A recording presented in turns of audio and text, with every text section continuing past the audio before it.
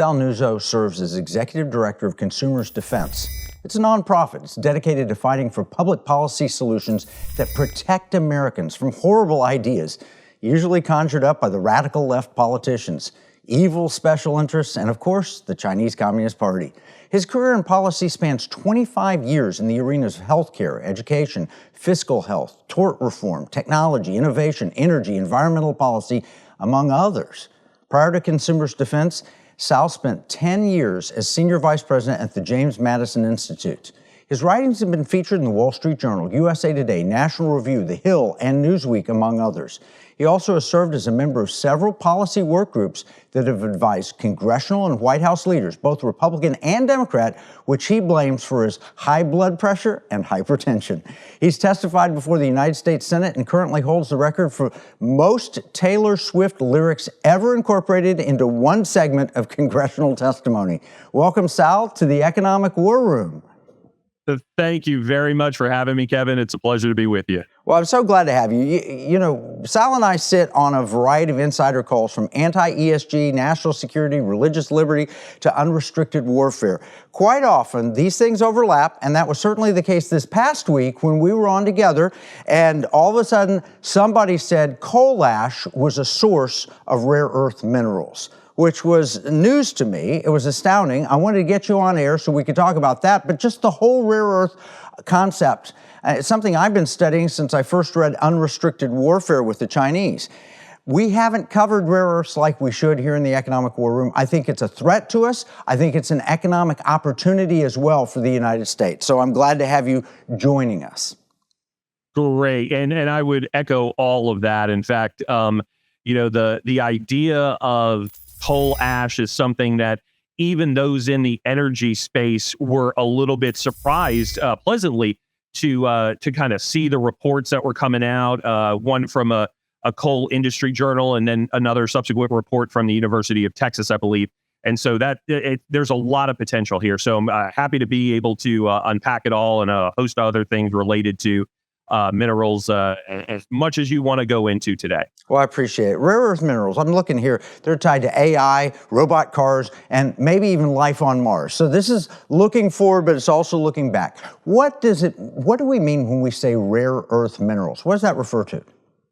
Sure. And rare earth minerals, the rare word in there is a little bit of a misnomer. All that it means is that they are naturally occurring in the earth. So depending on the mineral, and popular ones that people likely know about are things like lithium and cobalt, nickel, and such. And those are minerals that are used in just about everything that we use day to day, including the computers that we're using and the equipment, technological equipment that we're using to conduct this interview.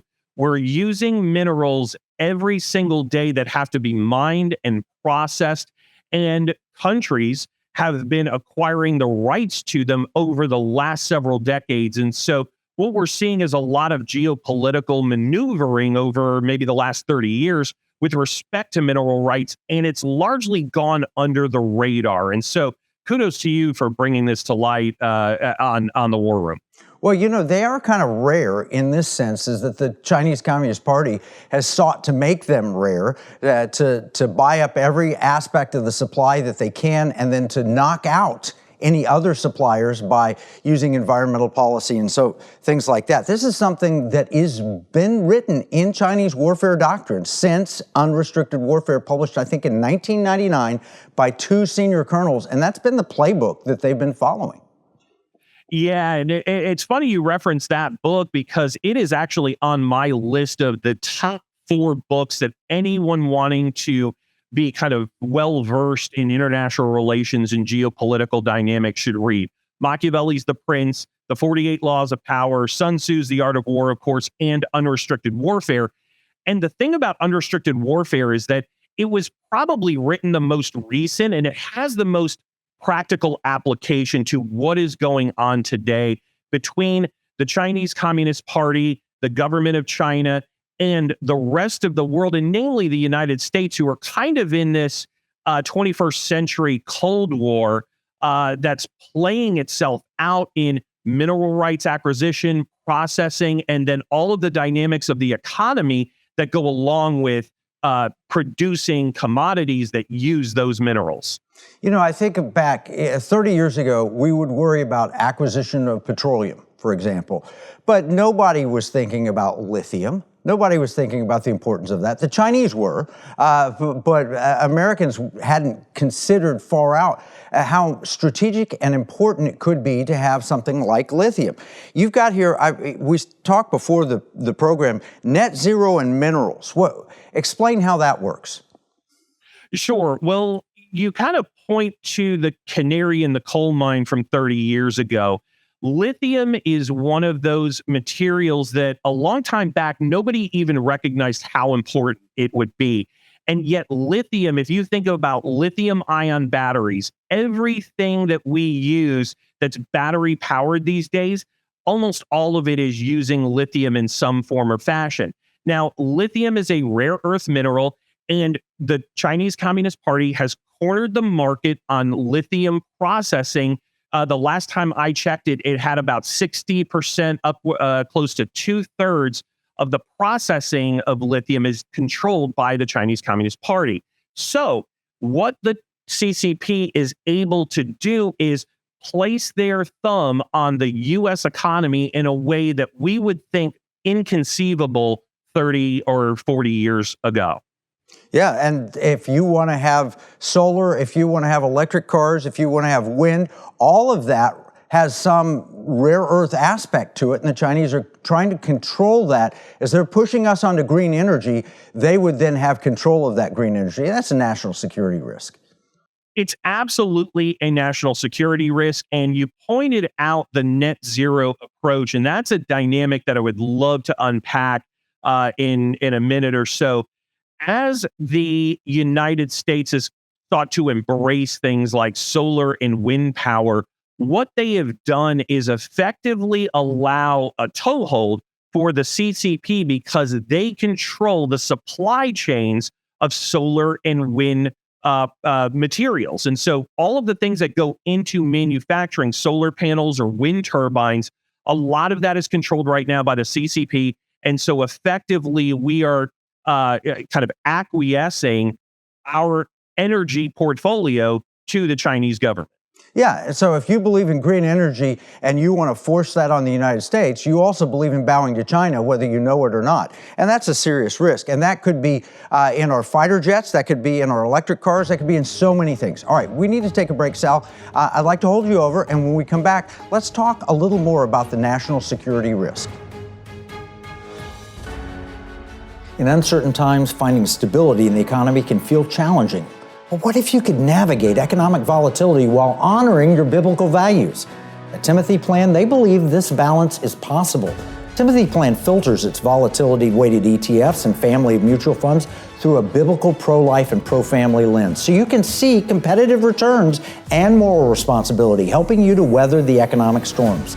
With Timothy Plan, align your investments with your values while adapting to our ever-changing culture. Since 1994, Timothy Plan has been recognized leader in biblically responsible investing. Timothy Plan, your bridge between faith, finances, and the future. Visit timothyplan.com or call 1-800-TIM-PLAN or 1-800-846-7526. Investing includes risk, including possible loss of principal. Before investing, carefully consider a fund's investment objectives, risks, charges, and expenses contained in the prospectus available at timothyplan.com.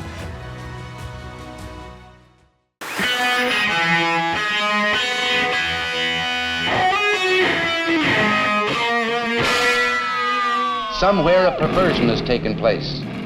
Our natural unalienable rights are now considered to be a dispensation of government, and freedom has never been so fragile, so close to slipping from our grasp as it is at this moment. Freedom is never more than one generation away from extinction. It has to be fought for and defended by each generation. You and I have a rendezvous with destiny. We'll preserve for our children this, the last best hope of man on earth, or we'll sentence them to take the last step into 1,000 years of darkness. In this most critical time in our nation's history, now more than ever, Americans need to align with companies that support our constitutional rights and God-given freedoms. Patriot Mobile supports your values and provides exceptional 100% US-based customer service. Join the movement today.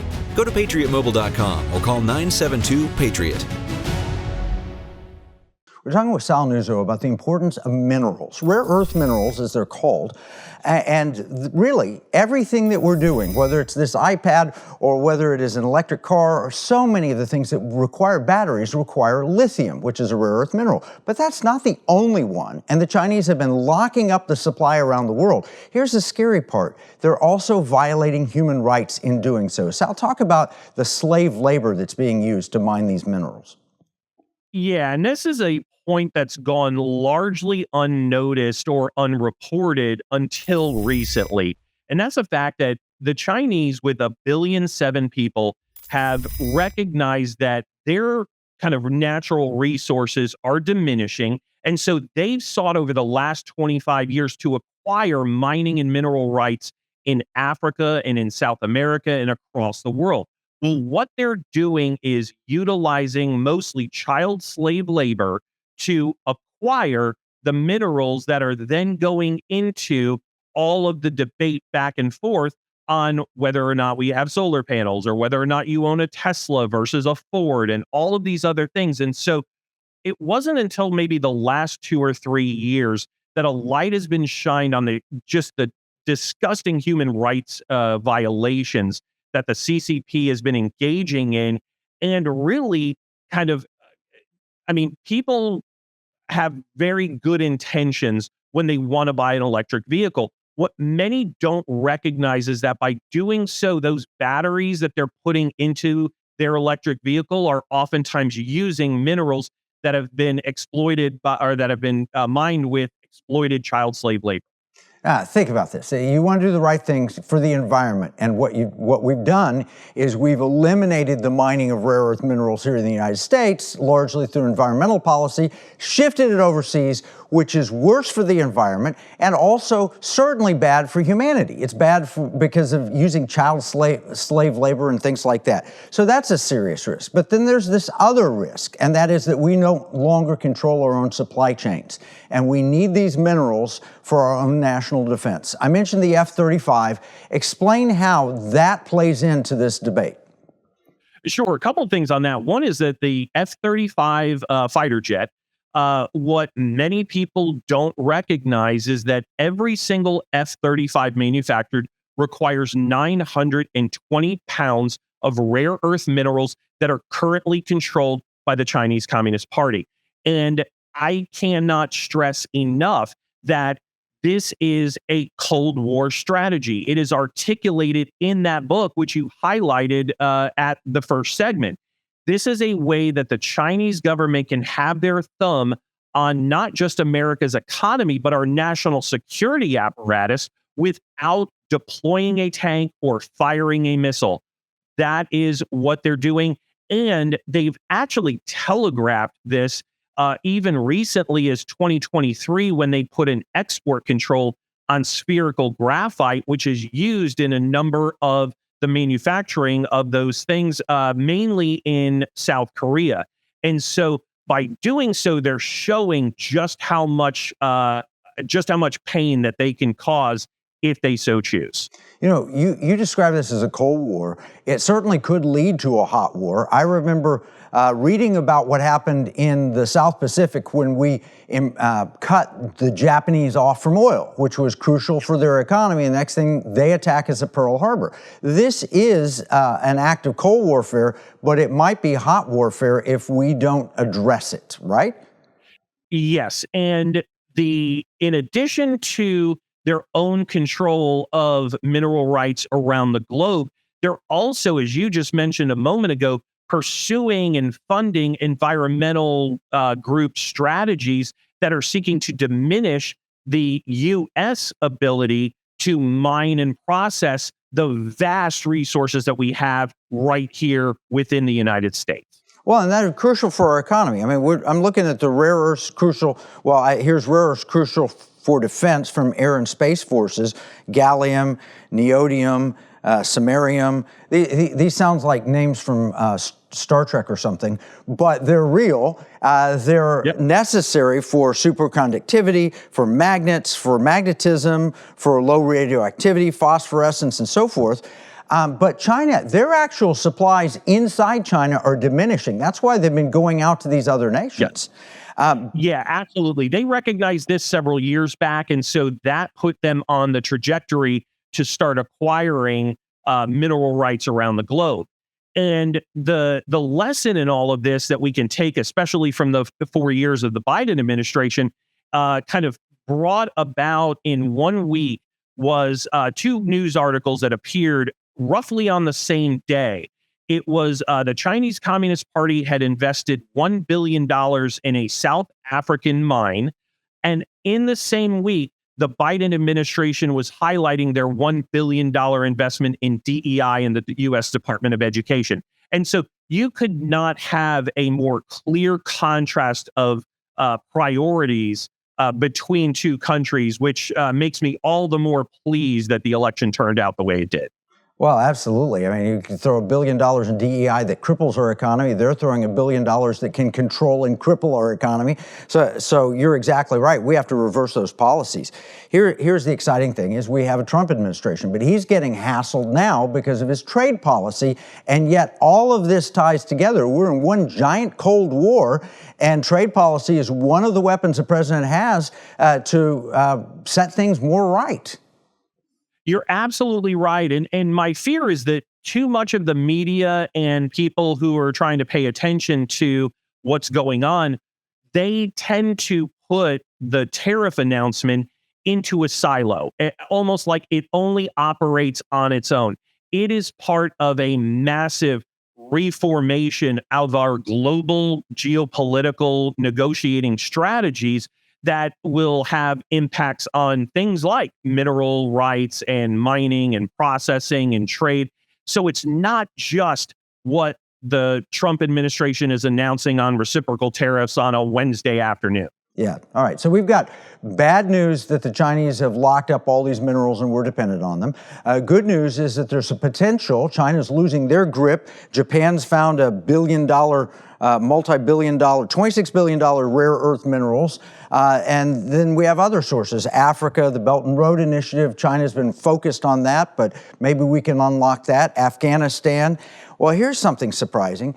As I read what you shared and listened on the calls, America could be the next superpower in minerals if we get our policy right. And I want to dive into that and see if there's maybe even some investment opportunity for our economic war room followers, because if America could dominate rare earths again, it would be good for the planet, it would be good for humanity, and it might be good for your wallets. All right, we'll have to take another break. When we come back, we'll be back with Sal Nuzzo, and we'll be talking about America's rare earth superpower. I'm Kevin Sorbo. When you spend money, you consider who you're buying from and the causes they support? If you don't, then you're likely supporting companies that are trying to destroy our country and take away our freedoms. Patriot Mobile is America's only Christian conservative wireless provider. They're a cell phone company and a good one. They offer nationwide coverage on the best 4G and 5G networks along with 100% US-based customer support. But here's the deal. Patriot Mobile's mission has nothing to do with cell phones. They carry out their mission by giving back millions of dollars every year to Christian conservative causes that are actively engaged in the fight to save America. Voting is no longer enough to beat the woke. We have to band together, support like-minded companies, and vote with our dollars. That's how we win.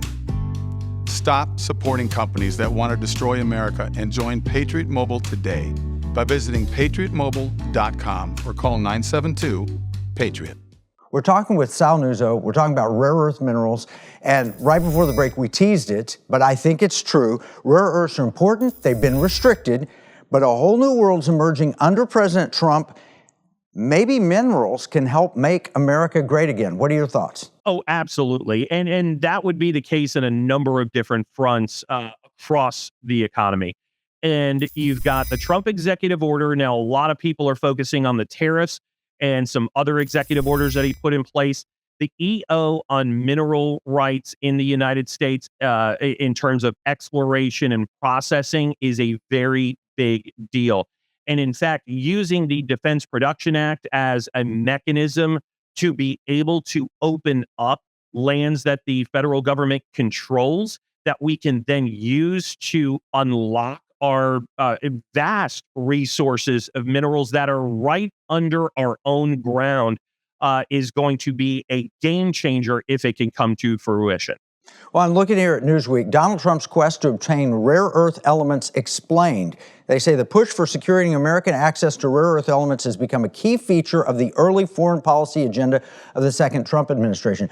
Really, despite this Newsweek article, everybody else is talking about this bumbling guy, Donald Trump, in the main, terrible media, not mainstream, not good, terrible media. They're talking about that, and they're ignoring the fact that he actually has the interests of the American people at heart, and he knows a thing or two about what we have and what we need to do. Doing this is better for the environment. One statistic that I use often is, as the U.S. and the European Union pursue these net zero agenda items, eliminating fossil fuels in lieu of solar and wind, the Chinese Communist Party is bringing on coal-fired plants at a rate faster than the U.S. is retiring them. So the U.S. taking more control over our own resources is 100% better for the environment than anyone else in the world doing so.